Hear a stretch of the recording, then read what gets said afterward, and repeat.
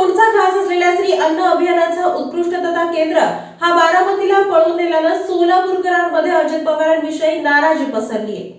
संयुक्त राष्ट्रसंघानं 2023 हे आंतरराष्ट्रीय पौष्टिक तृणधान्य वर्ष म्हणून घोषित केलेलं असतानाच राज्याचे उपमुख्यमंत्री आणि तत्कालीन वित्तमंत्री देवेंद्र फडणवीस यांनी राज्याच्या अर्थसंकल्पामध्ये महाराष्ट्र श्री अन्न अभियानाची घोषणा केली होती।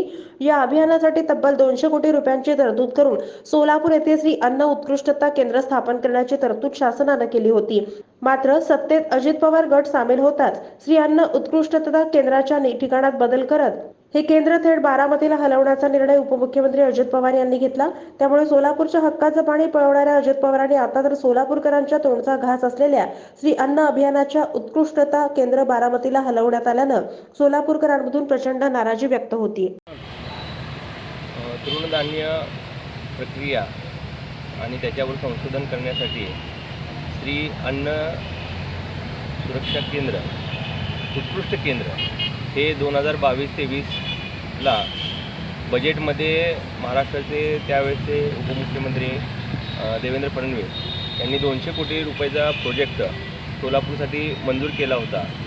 परंतु काल असं मंत्रालयातून समजण्यात आलं काही माध्यमांच्याद्वारे की हा प्रोजेक्ट बारामतीला हलवण्यात आलेला आहे। ही अत्यंत सोलापूरकरांसाठी दुर्दैवी गोष्ट आहे। जरी सोलापूरमध्ये लोकप्रतिनिधी भाजपचे जवळपास 8 आमदार 2 खासदार माजी मंत्री हे सर्व असताना आणि भाजपचेच पालकमंत्री असताना आणि भाजपच्याच नेत्यांनी दिलेला प्रोजेक्ट जर सोलापुरातून जात असेल तर ते सोलापूरकरांसाठी अत्यंत दुर्दैवी गोष्ट आहे। कारण सोलापूरमध्ये एकतर बेरोजगारी फार मोठ्या प्रमाणात आहे, त्यामध्ये युवकांचे प्रश्न अत्यंत मोठे आहेत आणि ते बेरोजगारी सोडवण्यासाठी आदरणीय शरदचंद्रजी पवार साहेब कुठंतरी मदत करण्याच्या उद्देशाने मागच्या 3-4 महिन्याखाली IT पार्कचे भूमिपूजन केलं।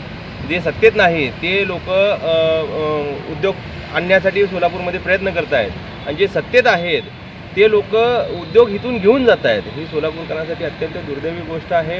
कारण सोलापूरमध्ये ज्वारी तूर कडधान्य हे अतिशय मोठ्या प्रमाणात पिकले जातात आणि त्या संदर्भातूनच सोलापूरसाठी 200 कोटी रुपयांचा प्रोजेक्ट आपल्याला महाराष्ट्र शासनाकडून देवेंद्र फडणवीस यांनी दिला होता आणि तो प्रोजेक्ट सोलापूरमध्ये न होता तो आता बारामतीला जातो आहे। असं कळल्यानंतर सोलापुरातील शेतकरीसुद्धा आता हवालदिल झालेले आहेत।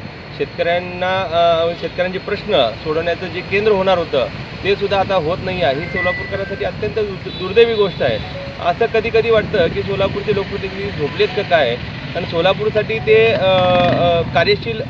कार्यरत आहेत का नाहीत असं वाटतं। कारण सोलापूरला त्यांना फक्त मतं पाहिजेत आणि 5 वर्ष घरी झोपायचं काम हे या माध्यमातून करतात। त्यांना सोलापूरच्या जनतेशी युवकांशी शेतकऱ्यांशी महिला भगिनींशी काही देणं घेणं नाही। त्यांना विकासात्मक काही दृष्टिकोन नाही। फक्त सोलापूर शहरामध्ये तर जयंत्या उत्सव हे अशाच ह्याच्यावर लोकप्रतिनिधींचा भर असतो आणि ग्रामीणमधले लोक स्थानिक नेतृत्व हे प्रोजेक्ट आणण्यासाठी गंभीर नसतात। ही अत्यंत सोलापूरकरांसाठी दुर्दैवी गोष्ट आहे।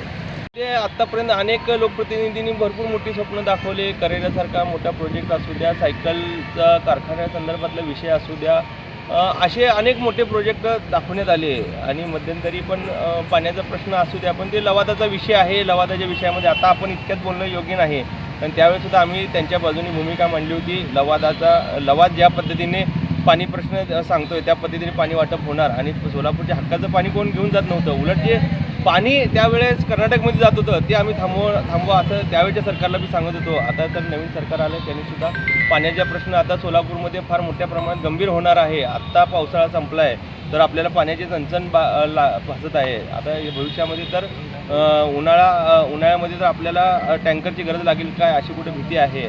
त्यामुळे सोलापूरच्या विकासामध्ये लोकप्रतिनिधी कुठेही लक्ष नाही। फक्त कुरघोड्या एकमेकांना कसं खाली ओढता येईल हे बघणं यातच हे स्वतःला धन्य मानतात आणि जनतेच्या प्रश्नासंदर्भात यांना काही देणं घेणं नाही। आत्तापर्यंत सोलापूरकरांच्या पदरी ही निराशाच लाभलेली आहे आणि अतिशय निराशेने सोलापूरकर इथं शिकतात पण नोकरी व्यवसायासाठी बाहेर जातात। त्यामुळे सोलापूरची जर लोकसंख्या जर बघण्यात आली तर ती 2000 पासून ती तेवढीच लोकसंख्या आजसुद्धा तेवढीच लोकसंख्या आहे। 10-12 लाख लोकसंख्या आहे लोकसंख्येत वाढ होत नाही आहे, विकासामध्ये वाढ होत नाही आहे. मग ह्याचा अर्थ काय आहे की सोलापुरात जन्मून शिकून नोकरीचं व्यवसायासाठी बाहेर जाणं आणि इथं आपण आपल्या आईवडिलांना, म्हाताऱ्या आईवडिलांना तिथं सोडणं आणि त्यांची देखरेखसुद्धा आपल्याला करता येत नाही मुलाला, त्याचं दुःख आहे. आईवडिलांनासुद्धा दुःख आहे की माझा मुलगा माझ्यापाशी नाही आहे माझ्या या वयामध्ये. त्याचं सर्व सोलापूरकरांना दुःख आहे आणि याचं भानच लोकप्रतिनिधी नाही, याचं आम्हाला खरं तर आश्चर्य वाटतं एक युवक पदाधिकारी कार्यकर्ता